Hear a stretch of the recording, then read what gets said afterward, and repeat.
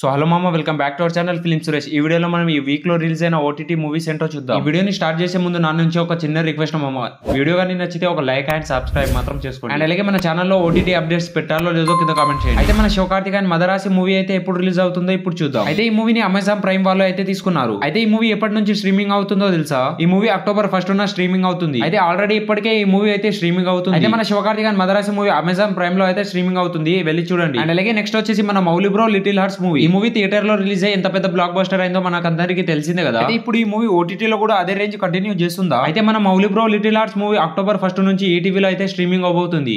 Already అయిపోయింది అనుకోండి. Actual గా ఈ మూవీకి థియేటర్ దగ్గర మామూలు రెస్పాన్స్ అయితే రాలేదు. అయితే మన మౌలి బ్రో డెబ్యూట్ మూవీతోనే హిట్ కొట్టేశాడు. అయితే ఈ మూవీ కోసం వెయిట్ చేస్తున్న వాళ్ళు ఈటీవీ విన్ లో అయితే స్ట్రీమింగ్ అవుతుంది, చూసేయండి. నెక్స్ట్ వచ్చేసి మన రితిక్ రోషన్ అండ్ ఎన్టీఆర్ అన్న నటించిన వార్ 2. అయితే ఈ మూవీ గురించి చెప్పాల్సిన అవసరమే లేదు, ఎందుకంటే ఈ మూవీ బాక్స్ ఆఫీస్ దగ్గర ఎంత పెద్ద డిజాస్టర్ అయిందో మనకు అందరికీ తెలిసిందే కదా. అయితే ఈ మూవీ కోసం అని కాదు, కానీ మన ఎన్టీఆర్ అన్న కోసమైనా చూడాలరా అనే వాళ్ళ కోసమే. అయితే ఈ మూవీని నెట్ఫ్లిక్స్ వాళ్ళు అయితే తీసుకున్నారు. అక్టోబర్ 9 నుంచి స్ట్రీమింగ్ అవుతుంది. జస్ట్ మన ఎన్టీఆర్ అన్న ఉన్నాడు అనే ఒక రీజన్ వల్ల ఈ మూవీని చూడాలనే వాళ్ళు ఒక లైక్ అయితే వేసుకోండి. అండ్ అలాగే నెక్స్ట్ వచ్చేసి ఓజెస్ గంభీర్.